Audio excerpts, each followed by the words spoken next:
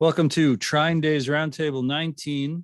Let's make King Charles the Henry George of the 21st century, part 2. I am Bruce the Taurus. I moderate these roundtables, and these were inspired by the Valediction, Paul Fitzgerald's and Elizabeth Gould's 2-book memoir about their Fitzgerald family history and what that legacy means for building peace today. Paul and Liz have written a proposal for world peace. Alanna Hartzok, Earth rights visionary and United Nations NGO representative for the International Union for Land Value Taxation, has written an open letter to King Charles on his coronation, which was this past Saturday. Alanna's letter launched our campaign to promote the proposal for world peace. Both can and should be read online at valediction.net/world-peace. Alanna has a video and other thoughts to share, as do Paul and Liz. I'm sure we'll discuss plenty about the coronation and about the philosophy of American economist Henry George. But first, our host, TrineDay's publisher, who has published about 160 books over the past 20 years, Chris Milligan. Thank you very much, Bruce. And thank you all for coming and, spending your time here with us, trying to solve the world's problems and create world peace. Lord have mercy. There is a way to walk down here, and there's things called karma, okay, which are your actions, good and bad, they add up. And then there's dharma, okay, what is your duty? Why are you here? What are we all doing? Okay, and so we've got some discussion happening today. Let's discuss, let's create a better world for our children. Amen. Thank you. And Alanna, if you'll unmute yourself. Well, I got up really early on Saturday morning. I was staying with my son and daughter-in-law's house, sleeping on their couch, and the royal family's YouTube had not even begun. But it started at 5:30, and we had gotten a box full of British tea cakes and such. One cookie with the royal, I meant to have it with me, there was a royal emblem that you saw on some of the flags during the coronation. That emblem went out on bakeries for cookies all over the world, so we had those there. And of course, the golden carriages and the horses were pretty amazing. But you know what? The most touching part of the coronation for me was after the crowning, after they went to Windsor Castle, they were inside, they were going to go out on the balcony and wave to the masses and crowds of people. And there had been military people on a large grassy meadow. Did you guys see that? They were doing maneuvers and so on, different colored uniforms. And then a few moments before they were going to come, King Charles, Camilla, were going to come out on the balcony and wave, they stopped. There was complete stillness and complete silence for at least a couple or 3 minutes. And what you heard, the only audio, was the birds singing. I just love that moment. It was like throughout all the pomp and circumstance and all the glitz and everything. And then when it finally got silent and the military demonstration stopped, you had nature breaking through. I love that part. Yeah. Okay, thank you. Well, you have a video, and I think, Chris, you got it queued up. Yep. This is the very short one. Charles is sometimes called the Green Prince or the Green King. And of course, sometimes he's called the Antichrist. So people project all kinds of things on King Charles. It's kind of interesting. Maybe what King Charles is depends on who we are. Depends on what thought and intention we, humanity, the commoners of the world, what are our visions for the world? And I think that's going to segue into what Bruce and Liz are bringing in the videotape, but we're going to go look deep into the DNA of the cellular structure and then talk about human intentionality, because we want to work magic here. We want to really bring this perennial wisdom teaching, the economics of peace that Henry George rediscovered in his Moses on the Mountain moment, when it all flashed through to him, his question about why is there poverty as there is more wealth, hence his great book, Progress and Poverty, coming from his question. And he really did have an intuitive flash where it all came together, why the root problem, the root cause, and then moving into what to do about it. It really was up in the hills of Oakland, California, horseback riding. That was way in the boondocks at that time. It was San Francisco, which is a growing small village, and he was already seeing the very beginnings of the rich-poor gap that he had seen where he was born in Philadelphia and New York, and also in his merchant marine cabin boy travels to India, where he saw this extreme wealth and poverty. So it is the clarity of thought, as Henry George said, if there is right thought, right action will follow. Correct thought, then right action will follow.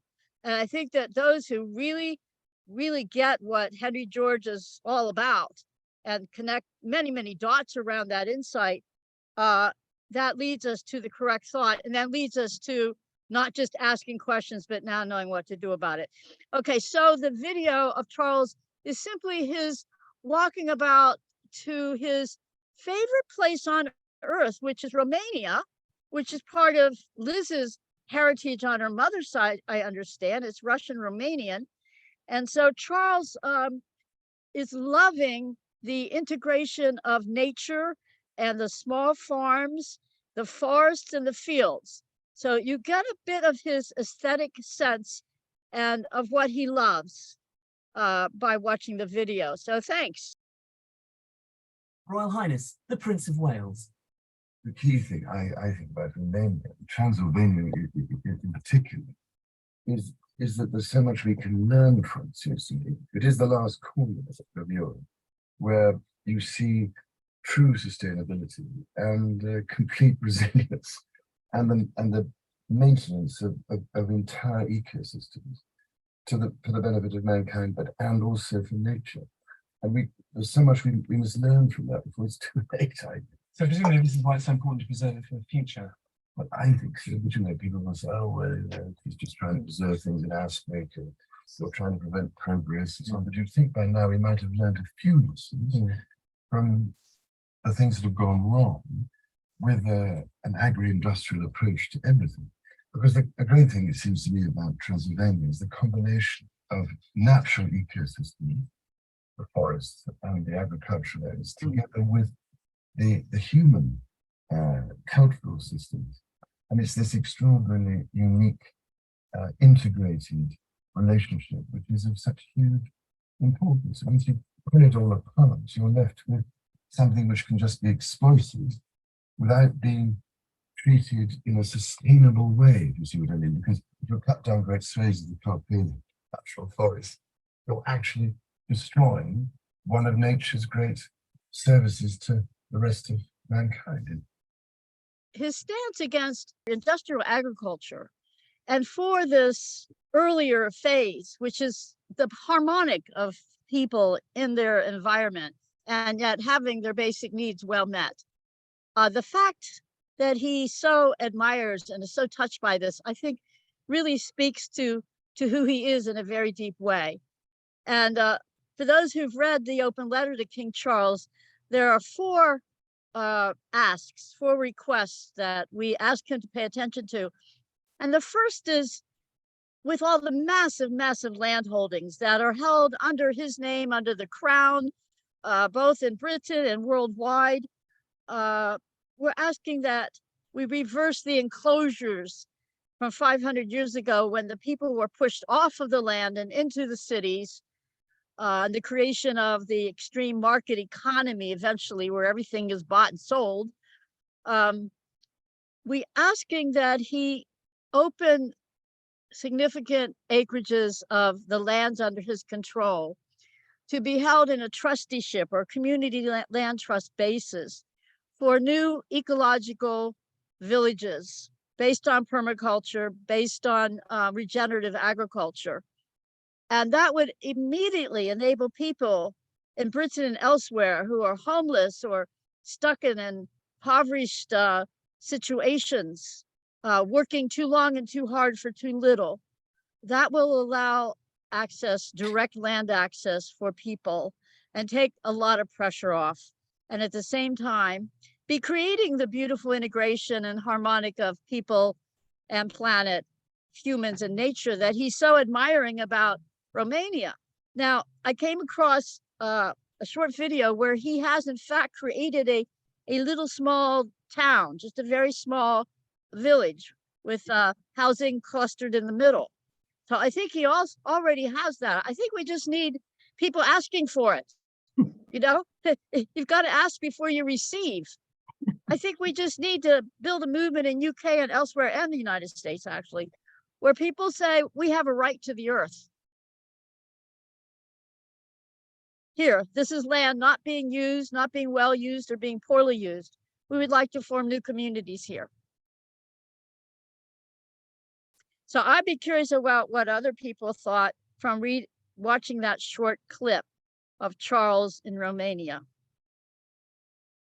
Well, everyone could unmute. We could invest a few minutes in that. It's a pivot for us, and also we'll get to a couple comments in the chat. We'll walk into that invitation. Who's got the first comments or questions about all these things?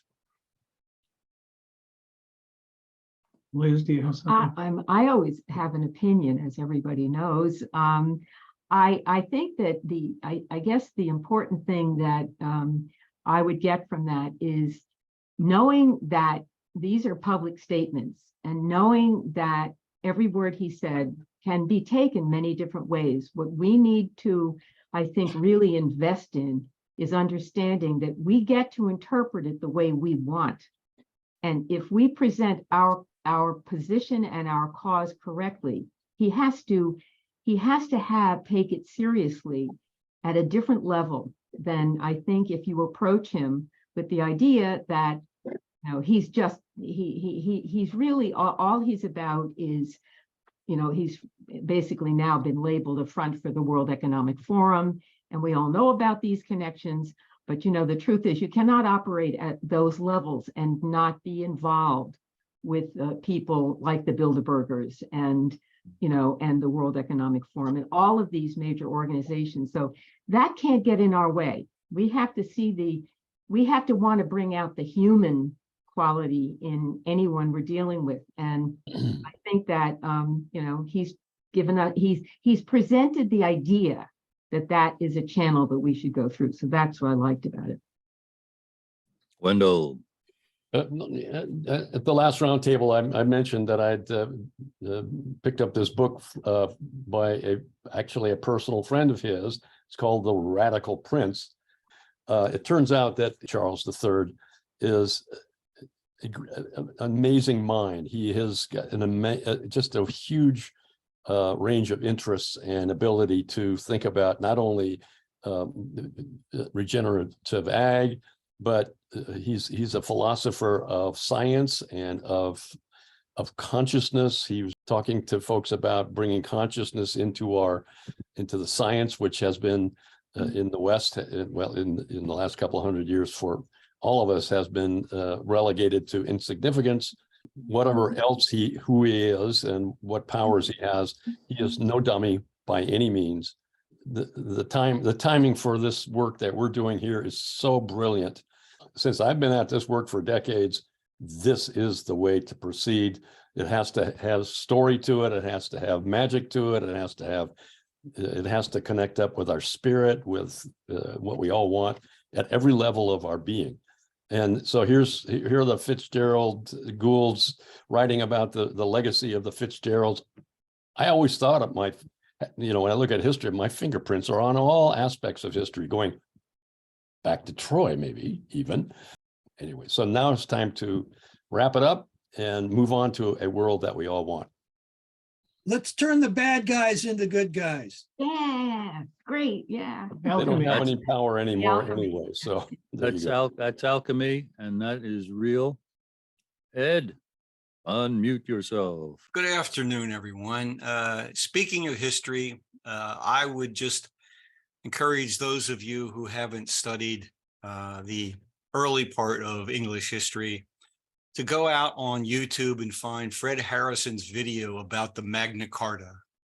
because the general understanding of the importance of Magna Carta, Fred argues, is a false understanding, that the Magna Carta was not about democracy.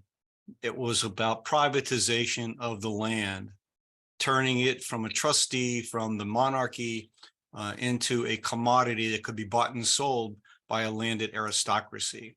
And so I don't need to go into it any longer than that, but Fred's video on Magna Carta is definitely worth listening to and watching. Thank you. Jane has asked about Progress and Poverty being available on. Bruce, I have all of Henry George's books available on my School of Cooperative Individualism website. Basically, everything that Henry George has ever written practically is there. Looks like we're all good to go forward. Paul Fitzgerald and Elizabeth Gould. Well, we're going to go back to last week for a few minutes, if you might remember, and for those who weren't here. We gave a story about our daughter Alyssa, who's been very involved at a very mystical level in our work. And Alyssa ended up as a food writer, having the opportunity on April 20th to interview Tom Parker Bowles. And of course, if you remember the name Tom Parker Bowles, it turned out that that is actually the son of Camilla and Andrew Parker Bowles. And so she has an interview with him in the interregnum, and we consider that to be a very, very powerful synchronicity. We brought it up and told everyone about it. And what really caught my attention this week was I found a video that I had never seen before. I didn't know anything about it. And it was really dealing with establishing the science behind the implications that we attributed to that synchronicity that our daughter had. And so it's titled, "What Your DNA Actually Does Is Mind-Blowing." It's by, the actual presenter is Billy Carson. Some people might know of him. He's the founder of Forbidden TV. He's the author of the Compendium of the Emerald Tablets. Now, I would say that it's his presentation and it's his take. There are definitely different aspects to the way these things can be compiled. But what is really important is to realize the level of the physics that is actually being used to analyze what now is recognized as mystical, and the actual power that we as individuals have to activate those levels and to use them at a conscious level that is beyond your belief, beyond anything you might have believed. And this is what we are trying very hard to activate in our roundtables in all of us. So it's about a 16-minute film. Can I interject quickly? I recall now, Henry George himself had a number of mystical experiences. I mentioned the intuitive flash on the mountain in the hills. He felt very much his dharma in writing Progress and Poverty. When he finished, he put the last word on the paper there in his desk in San Francisco, where he wrote Progress and Poverty. It said he just fell on the floor and cried. He just felt he had done it. He had done a big part of what he came here to do. He also felt like a hand, almost like a sensation of a hand guiding him in his life. And he had other, in his biography, and very mystical parapsychological experiences. So he was really open to this dimension. So now we're going to look at the science behind it. Right, Liz? Yes, absolutely. Okay. Exactly. Right, to help people really understand how real it is. Yes. So today we're going to talk about the power of your DNA, how to activate it. It's really, it sounds like a mystical statement. It sounds like, wow, this is going to be some miraculous event. Actually, it's really a very simple thing, but what probably is going to be more amazing to some of you may have already know this, is what DNA is and how it operates. I think that's the big secret here, because once you understand that, then you're going to open yourself up to understanding how to reprogram yourself. And that's the real activation, reprogramming yourself. So one thing I want to talk about is the fact that DNA is a storage medium. In other words, it's a hard drive. You're a walking hard drive, your body. 1 gram of DNA, this is science, peer-reviewed science, by the way, guys. 1 gram of DNA, which is enough to put a little tiny drop on the tip of your finger, can store 700 terabytes of data. I'm not talking about, etherical data or mystical data. I'm talking about real zeros and ones that make your phone work and make your computer work. Zeros and one bits of data, zeros and ones can be stored on DNA. So these scientists, the main one, George Church and Chris Shurey, those two actually together, partners and scientists, they discovered this and they downloaded one of their books, one of their ebooks onto the DNA. And then they uploaded it from the DNA back to the server again. It was like, whoa, wait a minute. You can encode digital bits of information directly onto DNA and upload it back again. What does that mean? Well, we're walking USB drives, literally. Now, here's what's really amazing about that. They then took that same ebook, downloaded it back to the DNA again, and said, let's see how much we can go. They replicated the book 70 billion times in 1 gram of DNA. 70 billion copies of an ebook in 1 gram with 433 petabytes of data. Think about that. In one tiny drop inside of your body right now, you can store 13.5 billion years of data. Ironically, that's how old the universe is. So, you are the universe. You literally have all the information stored in your body from the beginning of time until this very moment, inside of you. So when people say the universe is in you, it's not just a figure of speech. Like, the universe is really in you, because all bits of data and particles, all bits of particles are all recycled over and over. All atoms are recycled. Everything is recycled. Everything that was here from the beginning is here right now. Nothing's been added. Nothing's been removed due to the law of thermodynamics. Energy cannot be destroyed. It can only be transformed. You're just here right now in this particular form at this particular moment. But all the information in your DNA will go back, if you had the capability of decoding it, will allow you to find this out. This is why, and some of you here know that I talk a lot about the Anunnaki, these Atlantean beings that came here in the distant past and genetically modified the existing hominid. They didn't create people, they modified people. This is one of the big things when people say, oh, the Anunnaki created us. Not really. If you really analyze the text, and I'm not just talking about Sumerian text, you have to go into several different versions of text, the enumeration, 7 tablets of creation, the Atra-Asis epic, the Epic of Gilgamesh. You go into the Emerald tablets. You discover that there was already a hominid here and it was genetically modified. That was our cousin before Homo sapiens existed. What did they do to us to make us into this slave race to do the work for them? They disconnected our DNA. That's what you have called now junk DNA. It's not junk, guys. It's unplugged DNA. Why did they unplug it? Because our cousins, unlike you've been taught, were way smarter than us.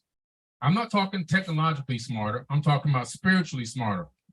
More in tune with nature, more in tune with the universe, more in tune with the planet itself, the Schumann resonant frequency of the earth. They had bigger brains, proven because we found the skulls all over the planet. They had probably, because of bigger brains, most likely had bigger pineal glands, which is your spiritual antenna. All humans right now, we have billions of magnetite crystals in our brains. We don't even use them. They probably had access to their magnetite crystals, which is what turtles use to navigate the ocean to come back to where they're going to lay their eggs. And birds, they flock to the south and in the winter and so forth, all using the magnetic field. Well, we have the same capability, but right now we've been disconnected from using that. If a tsunami comes inland, before it even hits, all the wild animals run to the mountains and the hills. You never see wild animals getting swept away by a tsunami. But you see people, we just stay right out there. We're taking, look, the tsunami's coming. I'm live on Instagram. It's crazy. So we've been disconnected. Our DNA has been disconnected. Our consciousness has been reduced. They've already scientifically proven and found out that a worship gene was embedded into the human genome. And they don't know who did it, but they can tell you that it was around 200,000 years ago, the same time that they discovered that chromosome number 2 in the human body was taken out, fused together, and 2 telomere caps were put on each end. Again, this is something done in a laboratory, admitted by mainstream scientists, but they can't figure out who did it. They can only tell you when. Oh, about 200,000 years ago. Well, what do the tablets say? 200,000 years ago is when they first genetically modified the existing hominid on this planet. Harvard scientists in America just discovered that under the most pristine conditions, a human being can live for how many years? 120. Well, it says the same thing in the Bible, it says the same thing in the Sumerian text. This is what all the GMOs and the genetic seeds and the tortured meat and everything else and the pollution, under the most pristine conditions, we should live to 120 years. Now what they said is, okay, well, why are we dying at 120 years and less? What's the reason? That's when they came, but I told you about before, the chromosome number 2 and the telomere caps. They realized that these telomere caps, which are they store buffer material that allows, when your cells of DNA replicate, it allows information to not be lost in a transference, because your body's consistently regenerating over and over again. But when the buffer material in these caps run out, that's when your body starts the death process. So we were capped. They put a cap on us. And if you look at some of the ancient texts, biblical or either Sumerian, emerald tablets, even some of the Indian books, you'll discover that people were living for thousands of years. Well, what happened? All of a sudden, they stopped living for, these are human beings, not gods. Humans were living for thousands of years. Now, mainstream science wants to say, oh, it's because they had more oxygen and all this kind of crazy stuff. No, man. We've been genetically modified, just like the seeds on this planet. That's why. So they went and said, okay, let's look at some mice. So they took some mice at Harvard, and they accessed the telomere caps, and they put together a sequence that prevented them from shrinking or losing the buffer material. And all of a sudden, these mice lived three times their normal lifespan. 3 times their normal lifespan. So we know that DNA is a storage medium, and it can store a massive amount of information. This is very, very important for you to understand. And like I said, on 1 gram of DNA, 433 petabytes of data. I don't know if you know what a petabyte is, but it's a massive amount of information. But let's take it to the next step now. Now they have discovered that epigenetic memories can be passed down 14 generations inside of DNA. Memories. So you're wondering why you feel fear of this and fear of that, or you have a phobia of this or a phobia of that, or you feel strongly about this and not so strongly about that. It's not because it runs in your family, it's because it's in your DNA. Now, the next thing I want to talk about is, how does this work with the law of attraction? What does DNA have to do with the law of attraction? It has a lot to do with the law of attraction, actually, because the law of attraction is actually initiated through the DNA. And how many people here have ever heard somebody say, I get a download? People say, I get a download. Don't laugh at those people, because they're really getting the download. I've seen people laugh before and chuckle when people walk away. Let me tell you something, you don't understand quantum. If you think it's funny, you don't understand quantum mechanics. Because just like I told you about DNA being able to be a hard drive, which by the way, now Microsoft has created the first DNA hard drive that really works. So things like teleportation of biological entities and all that stuff is all becoming a reality, because the only thing stopping us was storage space. But anyway, scientists have also found out now that DNA sends and receives wireless signals, wireless information. We have a built-in Wi-Fi system in our bodies already. So, and it's this broadcast between 8 to 10 feet away from the human body. So all times of day, 24 hours a day, 7 days a week, we're all downloading information directly from the ether of space-time itself. And what's in the ether of space-time? Remember, a human being can only see on a very small spectrum of light. So what we're seeing right now is literally just part of the hologram. Just part of the hologram. Everything else, there's trillions and trillions of electromagnetic waves passing in you, through you, and out of you at this existing very moment right now as I'm speaking. That's all everything is electromagnetic waves. That's all that really exists. Besides that, in consciousness, those two things collapse together and create what we call matter. So right now, we can't see these other waves of light, but they're there. But what's happening is that the DNA in your body is oscillating in a specific frequency that matches the frequency of an electromagnetic wave that's already out there. You can download information from that wave. What do waves carry? They carry information. Electromagnetic waves carry information. What I'm giving you guys is real peer-reviewed science. Write it down and go look it up and research it. All the information contained in the entire universe is passing in us all around us at all times. There is no original idea. If you're just sitting around and going, man, I have a great idea, I'm gonna invent so-and-so. Not really. What happened was you got on the right frequency and you download the information directly from the universe. There's a professor called James S. Gates Jr. but he's a specialist in supersymmetry and theoretical physics. And this guy is one of the leaders in this in the world. He's not just some guy who plays around with this. He's the leader. He gets together this super team of quantum physicists, and they start digging into the ether of space-time to figure out what is floating in us and around us. What is this space-time? What is space? And he discovers that it operates on something called Adinkra codes. And these Adinkra codes can be traced back to the Dogon tribe in Mali, Africa, who actually were the original Egyptians from the land of Kem. They later migrated out to Mali, but they have these codes. These codes represent, they're flat codes on cloth, but when you take them into a third dimension, they represent sophisticated numerical mathematics that depict something called error correcting codes in our modern science. And these error correcting codes are what run search engine browsers and websites.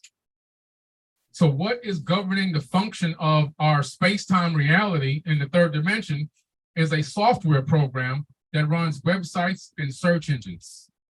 This is peer-reviewed science, guys. So this is how powerful you are. So what's happening is you're syncing up with information that's already on the net, and it's downloading into your body, and you're processing that. The law of attraction is not just something, and a lot of people hear you, oh, law of attraction, I'm going to use the law of attraction, but they really don't know how to utilize it the proper way. And it's a real powerful tool to use in your life. And if you really truly understand the law of attraction, you're going to make your life so much easier. It goes along, though, with the reprogramming process. You have to begin to start the reprogram. If you want it to work consistently, you can make it work by accident here or there, spotted. But if you want it to work consistently, you got to continue to reprogram your DNA. And then you have to understand one other thing, quantum entanglement. But in quantum entanglement, which is something in real physics, it's where you use something called parabolic down conversion to get two photons or two particles on the same frequency. So once you get two particles on the same frequency, you can take one particle to the other end of the universe if you had the capability of getting it there. And the particle that's local to you, you can change the information in it, put data on it, and the other particle will change instantaneously, bypassing the speed of light. And scientists now have discovered that the brain, the neurons in the brain, phase in and out of the third dimensional reality. So your neurons, between your synapses, are actually phasing in and out of the third dimension. Where are they going? They're communicating with other realms, other dimensions, syncing and quantum entangling with particles and thoughts in other places. So when you understand this, now you go, oh, wow. When you look into the ancient tablets, especially in the Emerald Tablets, which is why I wrote my book, Compendium of the Emerald Tablets, the biggest part of my book is where Thoth is talking about the power of manifestation through meditation and thought. And he's literally talking about how to sync with the universal consciousness through something else, which I've labeled the Christ consciousness.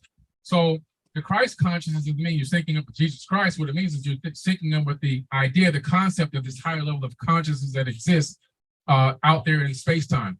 So when you yourself are aligning yourself properly with the universe, vibrating on a high frequency, what does that mean, vibrating on a high frequency? That means you're thinking with love, not thinking with hate. You're thinking with power and love, not fear and weakness. And when you do that, that puts your DNA scientifically at a high frequency. This has been done in laboratories. They've taken DNA, they've analyzed a person's thought patterns through caps they put on with electrodes, and they've got them looking at photos that show people getting murdered, then a photo of a field of flowers, then a photo of somebody hugging a child, and then a photo of somebody getting beat up. And they analyze those thought patterns in a laboratory, and this is how they learn this. So at specific times when you're feeling the mode of fear, the DNA, there's a frequency that oscillates over your DNA. It covers a very wide band, and it covers less of your DNA.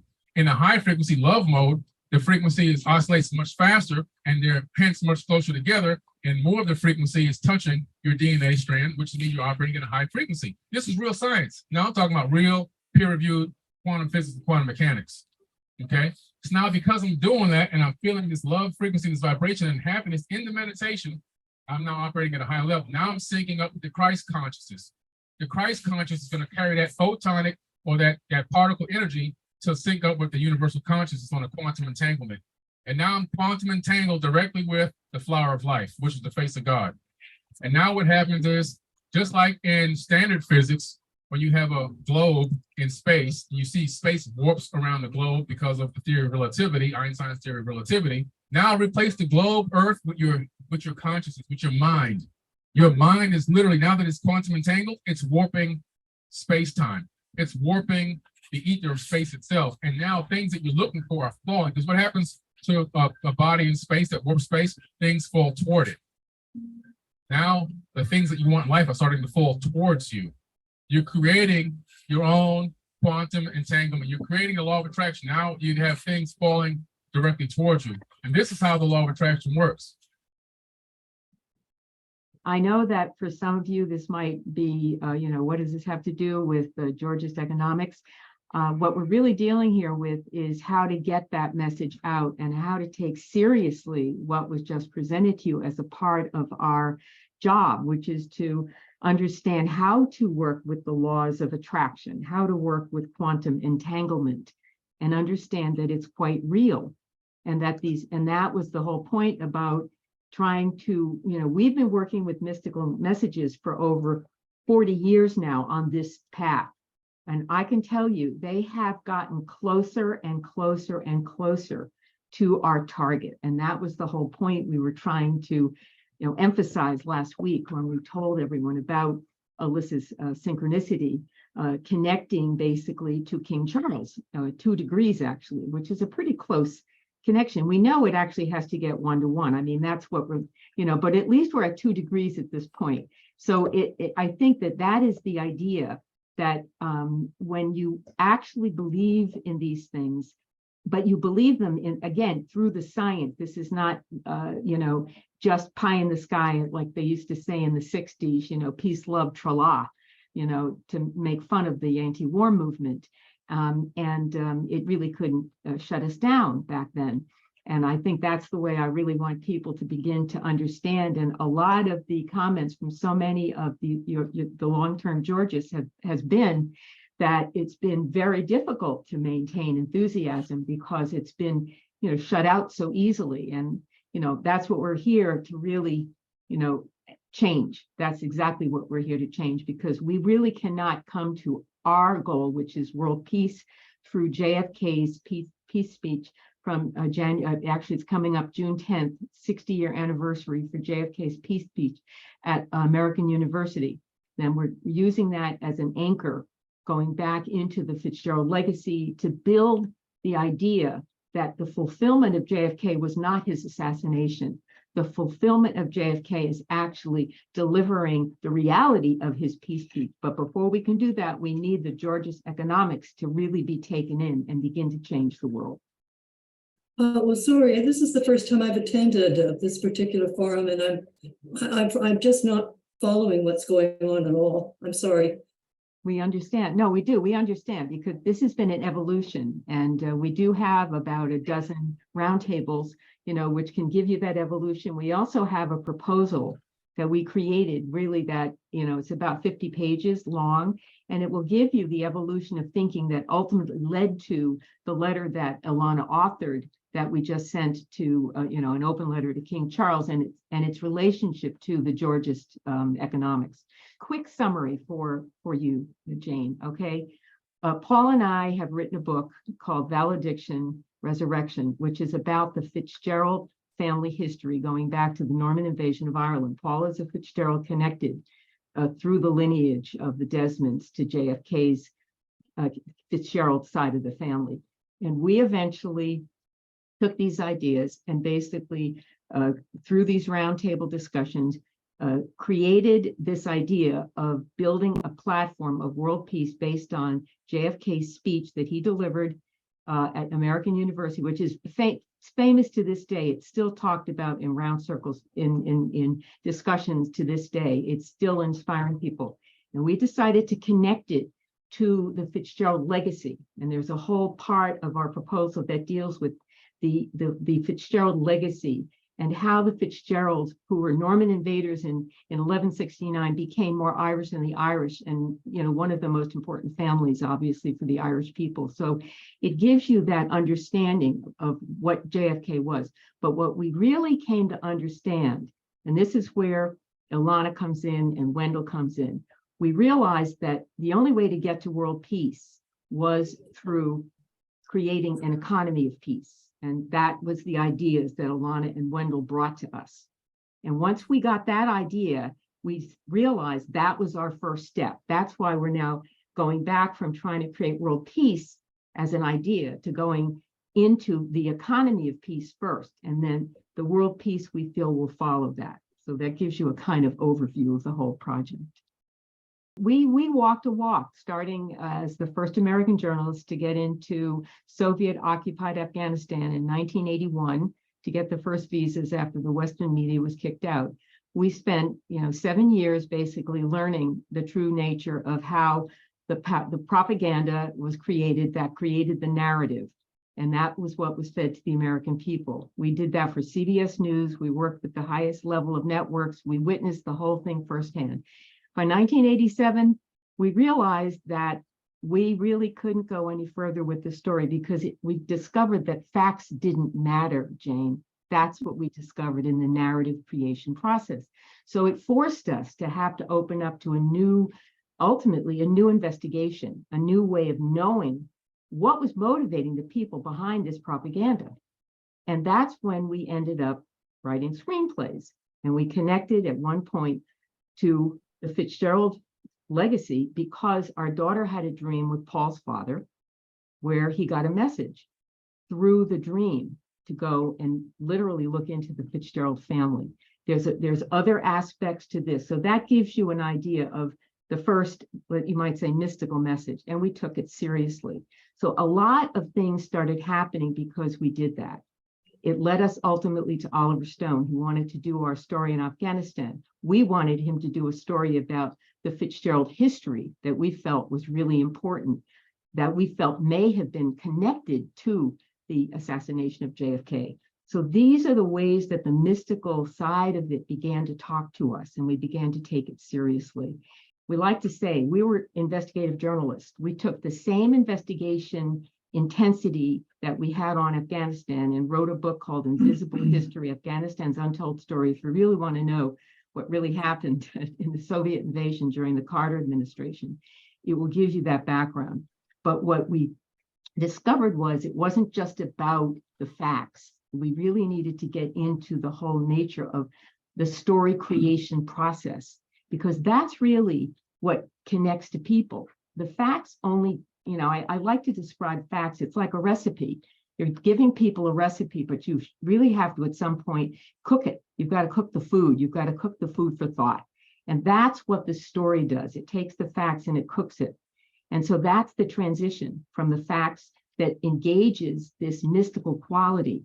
And you get those messages from all kinds of resources. I think that's what this presentation was that we just watched. It was showing you the science behind that engagement of how we interact. When you become conscious of it, though, you empower yourself. And that's what we're trying to get everyone here and everyone who's interested in world peace and interested in economic justice to really take seriously. Because if you did watch the coronation at all, I'm sure you noticed there was a level of ritual that was magnificent and unbelievable. And I guarantee you that you were witnessing mystical imperialism in action. And since they take it seriously, I think it's about time we take it seriously too. I'd just like to add a little bit of that. The fact is that over the last 45 years, we've witnessed and personally interfaced with a lot of very good people, men and women who were really actively working for peace and in this world, and were connected at a very high level. And one by one, we all saw them fail in terms of what their ultimate objective was. In fact, we brought Roger Fisher in 1983 from the Harvard Negotiation Project to see if he could, to Afghanistan with us, to see if he could do anything to get the Soviets out of Afghanistan. He got to Afghanistan with us, came back from the Soviet embassy and said, they don't want to be here. They really don't, but they don't know how to get out. So he employed his best abilities, his best talents, and his experience to that. And he too discovered by the end of that effort that there was something else there that was not allowing that to happen. The narrative was acting like a railroad train that was coming down the track, and nobody could interfere with the objective of what? That's the question that we came up against. What is this doing? So we got out of it. 1987, we started writing screenplays. Oliver Stone dragged us back into it and said, I want the story of Afghanistan. So Liz and I said to each other, what is that story? And eventually, bit by bit, we began to look at the larger aspects of this story. A lot of the stuff that Chris Milligan has published in the last 25 years, 30 years, deals with these things. So what we tried to do is find that dynamic that brought it all together. And I think we saw a lot of it in the coronation the other day. There is a mystical, powerful element to this whole story that just simply draws people into it and convinces them that that's the story. Well, I think individuals have a right to choose and make that choice on their own and bring in their own mystical background, their own family experiences, their own life experiences, and apply it to world peace, because we need to get there, and we need to get there fast. Well, even though it looks like we lost Jane, I thank her for being a catalyst to such robust summaries and explications about what our project is. Mr. Milligan. Well, I want to, Bruce Lee, the actor and martial artist, he had this to say. He said, don't speak negatively about yourself, even as a joke. Your body doesn't know the difference. Words are energy and cast spells. Yeah. That's why it's called spelling. Change the way you speak about yourself and you can change your life. What you are not changing, you are also choosing. Okay. So again, it's about moving forward. Okay. Because we've got one world here. Okay. And it's been connected by the internet.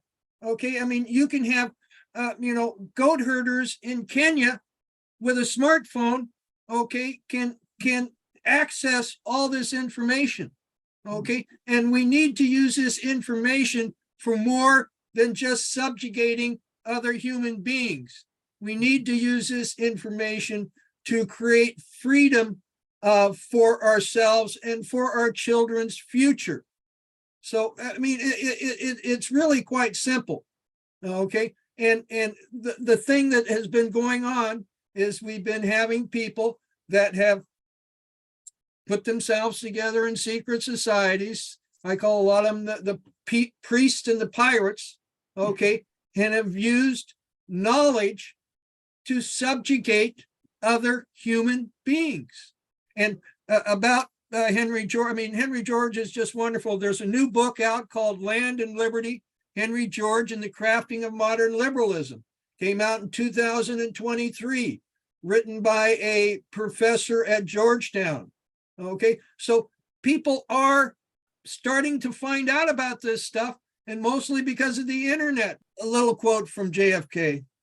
Let us not emphasize all on which we differ, but all which we have in common.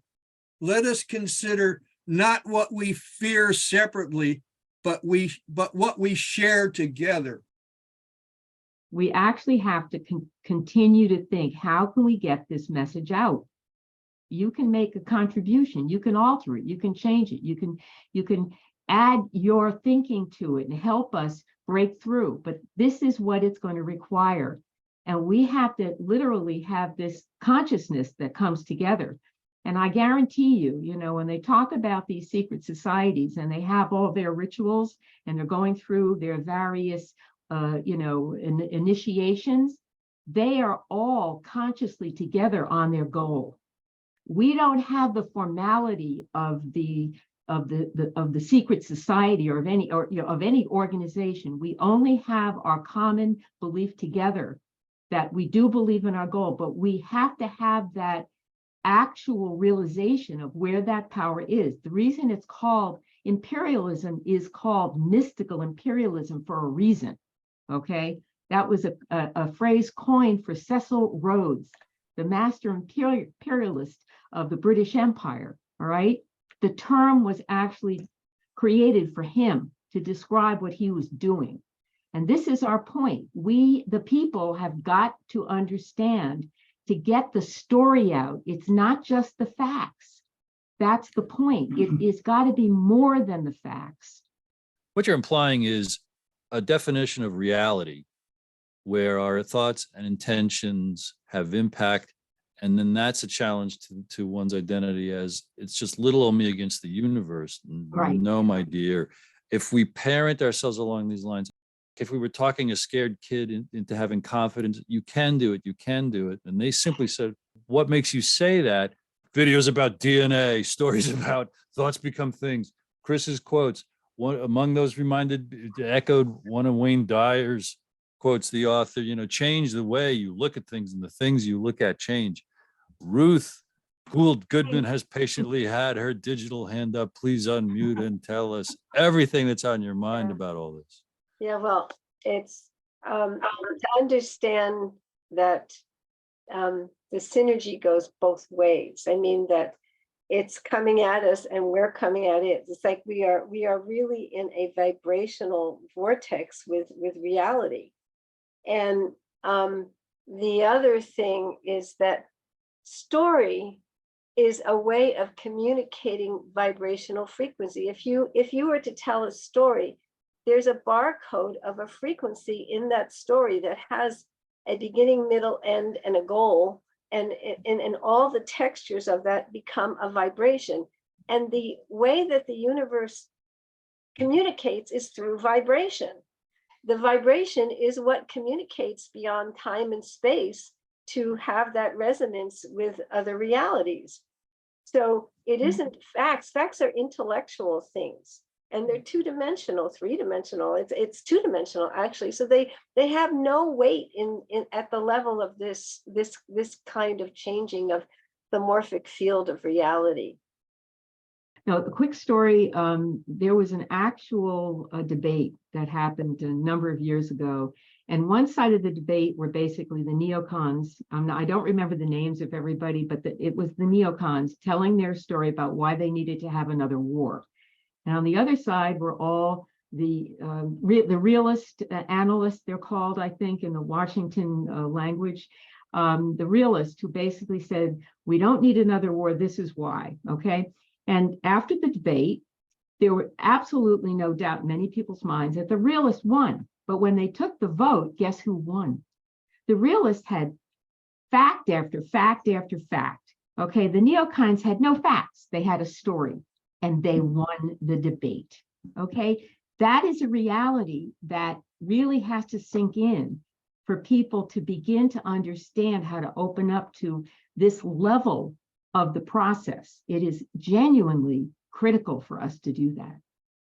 Yeah, and once again, to understand how easy it is to access fear as a vibration, to get people to come along and get into that vibrational frequency.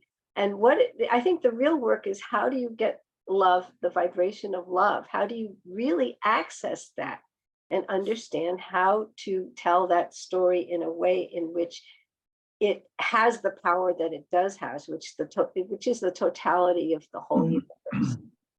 That has to be told.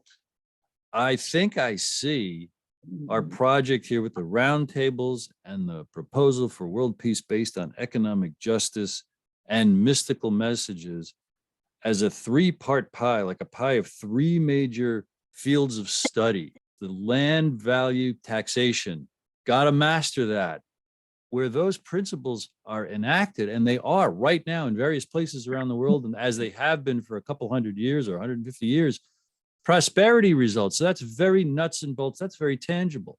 The second piece, what Liz just has described, the power of the narrative, because like she just said, the story we tell ourselves is the life we'll create for ourselves. So that's the second thing, the power of the narrative. And then the third thing Ruth is reflecting is the mystical, magical, about the nature of reality. Allah, do thoughts become things? Allah, Jesus Christ, if you had the faith of a grain of mustard seed, you could move mountains. This video of what's possible in a DNA. And you put that into the narratives we tell and the spells we cast. We're the first person we're hypnotizing into believing our life story of what are our possibilities and limitations, what are our talents and obstacles. So that's the three pies that Bruce sees of this incredible roundtable project that's just infinitely fertile. Mr. Dodson, please unmute yourself. Chris mentioned the book by Christopher England, Land and Liberty.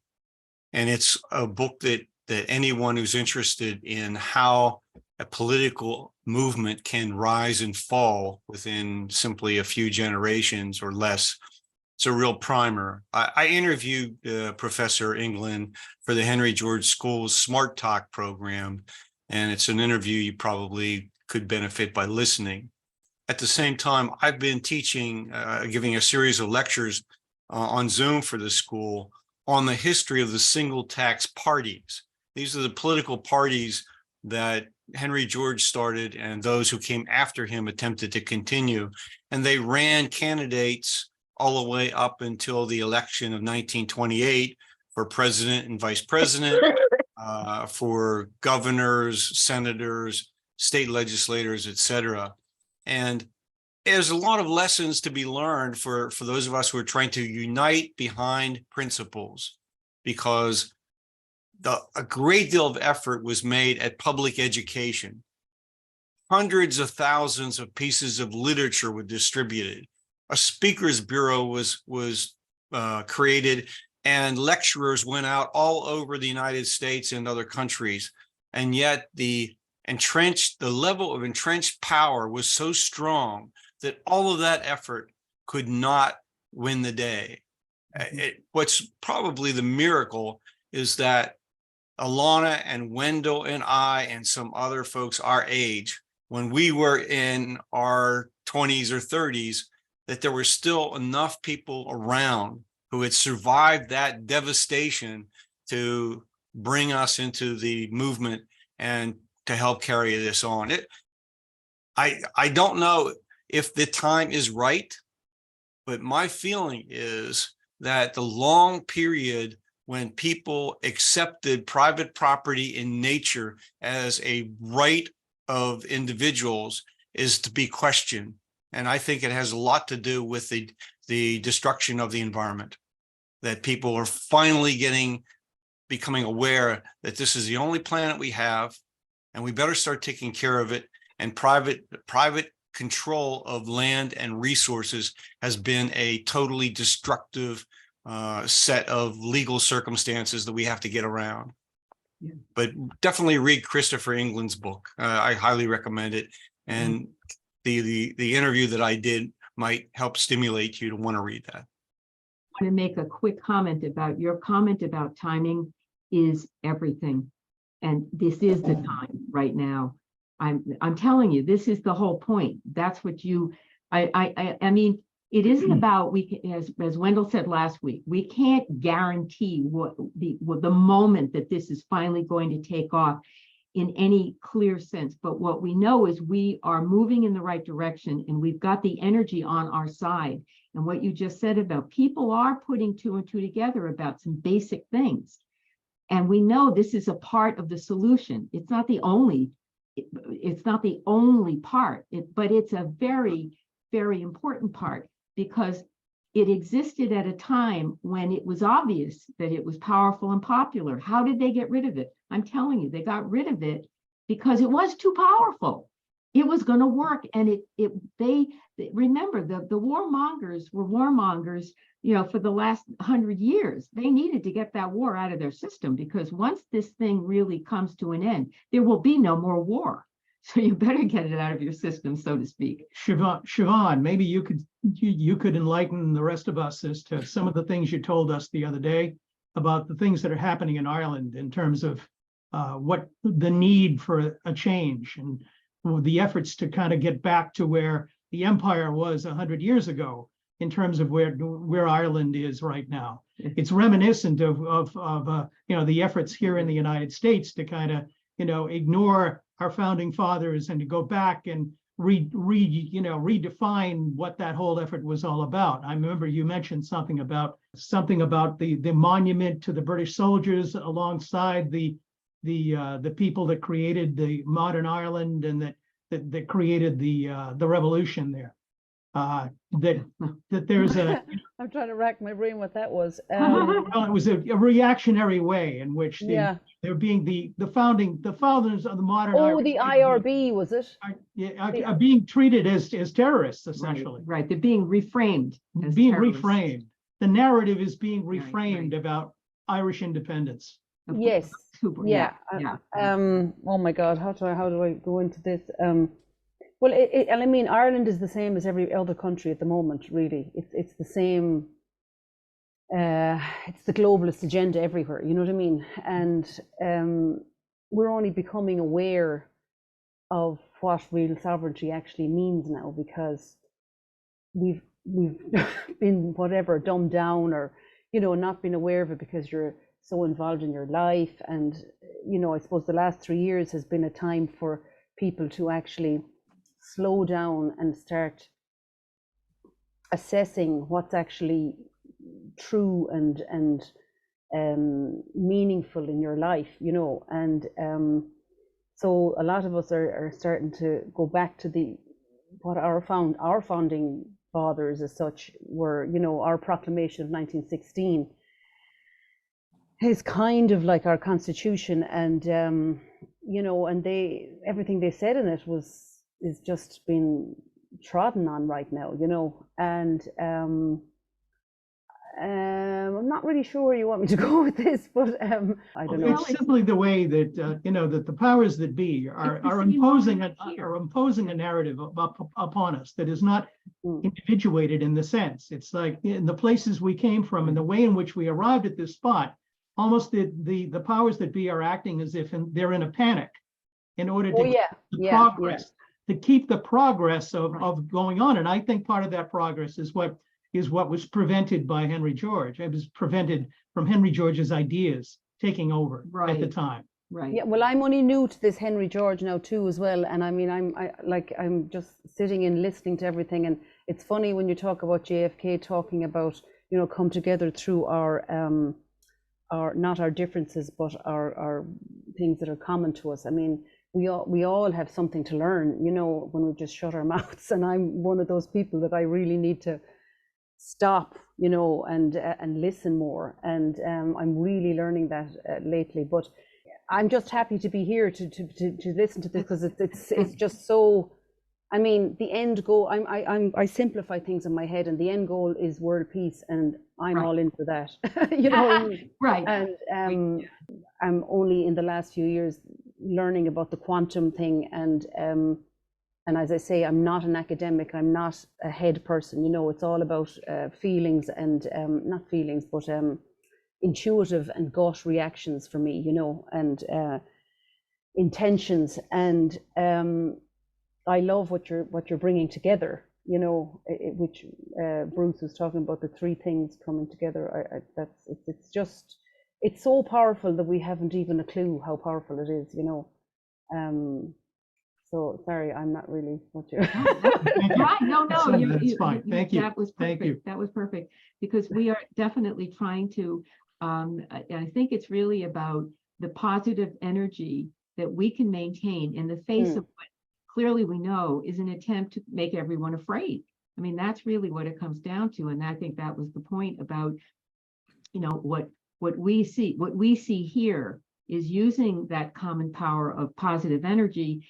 And realizing, though, this idea of thinking positive thoughts that's real, that actually has real power. I know you'll be writing a song about it and singing it. That's right. That's right. And the positive thoughts echoes so much of modern medicine about the harmful effects of stress, the beneficial effects of meditating to create that peace. And then it does extend, I think, infinitely along all these lines. Before we're done, I'm going to hit everything that's in the chat. I'm going to teach everybody how to save that chat, because Chris Milligan is building a legacy of awesome inspiration and resources along all these lines. So has Edward, has contributed these titles. Where is Carol? She just disappeared. Are you there, Carol? Carol's, oh yeah. Carol, she's there. There she is. She's down here. I'm here. I just, if you're wrapping up, I don't want to interrupt. No, with, plenty a different tangent. of time. Share with us, Carol. Oh, I didn't actually have the opportunity to watch the whole coronation ceremony, but I did get a number of articles that were extremely critical of how the ceremony played out and all the sort of obvious quirks about it and strange bits about it. And I don't know if you noticed that, like the mixture of different religions, the way that Charles was hidden, the misquote on his screen, so many things which hinted that if anything, this was a clue that the empire was definitely on its downfall and was disintegrating at this point. And I must admit, I've been just pretty busy. I was asked to do a workshop on local currencies the other day, and I've been always torn between creating solutions and fighting the beast. And I think that's how my path crossed with so many of yours. It's always just a balancing act.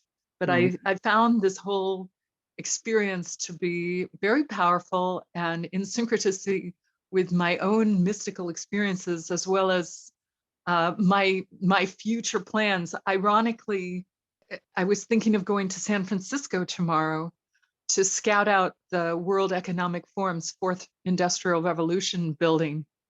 And there's a global day of action on May 20th against this whole juggernaut, the World Health Organization, the Bilderbergers meeting. And at the same time, Robert F. Kennedy Jr. is coming to town. Is like, well, do I focus on doing this or that? There's just so many possibilities. And I want to just thank you for always enlightening me and energizing me and inspiring me to continue with my activism. Yeah, we appreciate that, definitely. I want to reflect on a couple of things that Carol just said, which they just resonate like a gong hitting the head. Naomi Wolf has a recent Substack reflecting and observing and documenting a lot of the anomalies of the coronation. And if we view the coronation as a ritual that is meant to bend reality, as Richard Spence recently told Chris Milligan in an episode of The Journey, that's what rituals are for. There are so many anomalies in there that they remind me of the great work of S.K. Bain dissecting the performance of these kind of rituals to evoke a certain kind of response. And he's got a number of great TrineDay books. One of them is The End is Only the Beginning. The anomalies of the coronation certainly fit inside his scenario as we're at the end of a 26,000-year cycle that is observed by mystical imperialists to control how we're being ushered into a new agenda. And this transformation seems to be accelerated. Like Chris Milligan teaches every single conversation, the internet has given us so much information to bend reality for health and goodness and life-giving things that you can easily make the case that those who want to control and tyrannize over us are hyperventilating and they're speeding up activity. Hence the fun of realizing our thoughts and intentions do, not only impact our lives, but can the rest of reality. And that's why these roundtables are continuing to blow my mind. Yeah, one of the things that has been making my life bearable, given the frustration of all of this, is that I years ago I was informed about systems analysis. And the main principle of systems analysis is that if you focus on symptoms, you might be able to do something about that. But if you don't go to the next level or many levels up to deal with root causes, then you never really can deal with the symptoms. I thought for years and years that the Georgist analysis was the highest level. And then I discovered along the way, turns out, I think, and we've been talking about it, is that there are some root causes above economic justice. Now, so the point is, if you focus on dealing with and opening one's mind to that we can bring in these root causes from whatever level that is causal, that you will in fact not have to do all the lifetimes of work to deal with every level of the symptoms, including economic justice. Doesn't mean that you drop it. The next level, at least one level or more up, is consciousness. Is what this fellow, what's his name, said. Billy Carson says, there in every drop of our blood and in all of our DNA is the entire history of everything. Would you can, well, And we've just begun. We have to bring in love. We have to raise our consciousness. Sound like a hippie. Say what? you sound like a hippie. Yeah. Well, yeah. Right. Well, if the hippies had any way of moving forward, all the hippies I know are now into real estate speculation. Right. So the point is, this is what's his name again? Billy Carson. If you change your DNA, it comes from love, you will be able to do all of that without having to work at it. The world is way beyond just rank materialism. If I change my thinking, I create the entire universe for me. I'm the sovereign of that. And I think I've proven that over and over again in my own life. I gotta mention Ruth's put a bunch of things in here echoing about love and one thing merging into the other. Edward's got amazing, he fully described that book earlier. While you were talking, Wendell, he wrote, do you believe we inherit, we can't even answer this now or address it. Do you believe we inherit / are hardwired with a moral sense of right and wrong? Does this need to be strengthened by nurture? Well, now I wish this was a live conference so we could all go to happy hour and then all go out to dinner and then break open the ballroom again and do it all over again into the wee hours. Ms. O'Brien has a YouTube link in here for a video that I'm sure. That's just a song I wrote called "You Can't Run Out of Love." Wow. Unfortunately, we can run out of time on roundtables. However, Robert and I don't see the next word, has contributed a number of things in here about the Romanian language and Google translating, and it would be a good way to introduce Georgia's legislation to Romania. And also, wow, but here's the good news, Robert. Everyone can save everything in the chat. And I bet there's a couple of people here who don't know how to do that. So I will quickly instruct. In the column of the chat, at the very, very bottom, like in the little tray at the bottom of the white column, there are 4 little gray icons and 3 dots. Click the 3 dots. It shows you the words save chat. Click save chat. Congratulations, your computer just saved that as a file. And when the Zoom closes, whoop, your computer should show you a folder open with just that file in there. It might just say meeting chat. You should rename it and you should put it in a folder where you can remember it, and then quit your job, turn your phone off, and go through all the resources that you just saved in this awesome, incredible chat. Okay. And Ruth, is that a new yellow hand? Quickie. Yeah, a quickie. And that is, it's interesting to think about love as the connector of the whole universe. It's the binding force. It's the matrix of all existence. It is the understanding of the oneness. And so if our consciousness can actually identify with that, we have enormous power, enormous power. So we stop being just, a limited, finite. We are connected to the infinite, and the infinite is with us when we align with it. Thank you. And it inspires me to say something that's been on the tip of my mind for a few minutes here.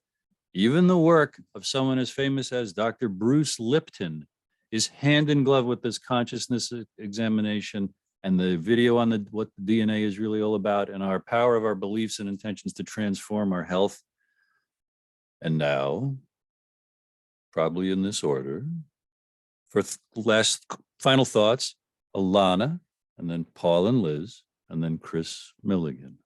Ruth had the question earlier, her phrase like she did, but she had a question about how do you manifest love? One of the mystical powers we have question. The answer appears. We create a magnetic field with the clarity of the question that draws the answer. I had happened so many times in my life. I had big questions as a young woman, big questions. I went on a 25-year vision quest. I got those big questions answered, and my inner guidance said, okay, now you can go back home to where you began and then put your answers out in the world. Not that I've got all the answers to everything, but I just want to say that is a mystical power, that each and every one of us know what your question is. Many of us, our question is, how do you bring this visionary economics of peace so that there's a big wake up? There's a big synergistic shift, and all over the world, people just shift their minds and they say, this is what we need. And I think part of it is realizing that something that may seem as mundane as taxation has great significance. Great revolutions and violence has been incurred over this issue of tax policy. Jesus was asked questions about who should he pay the taxes to? Remember that? To Caesar, and he managed to get out of that one. You know, render under Caesar that which is Caesar's and render under God that which is God's. Very clever response. He was born, his parents were on the way to Bethlehem to pay taxes. Zacchaeus was up in a tree. Come on down, Zacchaeus, tax man, come down. So when we start creating our visionary mystical ideas and ideals down to the tax system, and we say, what am I doing paying this tax, my life energy, to pay the military industrial complex to kill other human beings? What a fundamental question of taxation, correct taxation. So this is where I think we're going to loop with JFK's peace speech to the economics of peace, to really looking down on the material plane to something as nitty gritty as our relationship to our government and our relationship to our planet, to the land, and to the money system and the tax system. So we synergize to actually then have projects that we're working on. We're actually connecting with people to implement. And in the field that myself and Ed Dodson and others of us, we are working on implementation projects in Baltimore, Indonesia, Philippines, Nigeria. We want to keep rolling out real projects. Everybody, wherever you live, you can connect with the Henry George, like Common Ground USA, a movement where you can start step by baby step towards implementing the policy approach. So that's it. Thank you from me. Alanna, thank you. A little feedback for you. When you were outside, you had a very nice Zoom connection. This whole thing inside was periodically stuttered with stopping and Zoom problems. So for your future choice of where to be most effective on Zoom, you're welcome. Okay. Paul and Liz. Well, I guess I think I just like to remind people, I think that message that we got from the film about 13 billion years worth of data is in our DNA. I can tell you the way in which you know what piece of DNA you want to connect to is going to come to you either in a dream or as a synchronicity. And that is why it's really important to take them very seriously, because that is the way that your own body communicates with you on those at that level. So that's my message. And that's a good first step in terms of breaking the ironclad framework that we've come from and starting to think anew. We're going to get a new world, whether we like it or not. So but we want to be conscious. We want to be conscious of it and participate in it. And we need everybody here to really get back with your ideas about who can we get to with the letter. We also are going to produce the letter without King George being a part of it. I mean, his story will still be in it, but he will not be, it won't be like a letter to him anymore. It's not going to be the focus. Right, okay? Because his story is too perfect for this whole process. But so we want to get that going, but we want it, you know, if you know people that, you know, could write an article about it, want to do an interview about it, you know, get some kind of, you know, get it out there, because it's got to go far more mainstream. And I think that was the point about King George, was having something that we could attract a more mainstream attention to it. So King Charles. King, I keep doing that. Hey, by the way, he does have a George in his name, so I'm not completely wrong. It's the Henry George and King Henry. There I go again. Ah, Okay, Liz, I think. I you've said know, enough. I've said enough. thank you, Liz. Chris Milligan. We can become the mainstream. Yes. Let me, a little quote again from JFK. For time and the world do not stand still. Change is the law of life. And those who look only to the past or the present are certain to miss the future. Yeah. Onwards to a better future for our world. Thank you, Amen. Chris. Thank you. Chris. Thank you, everyone, for you. coming today.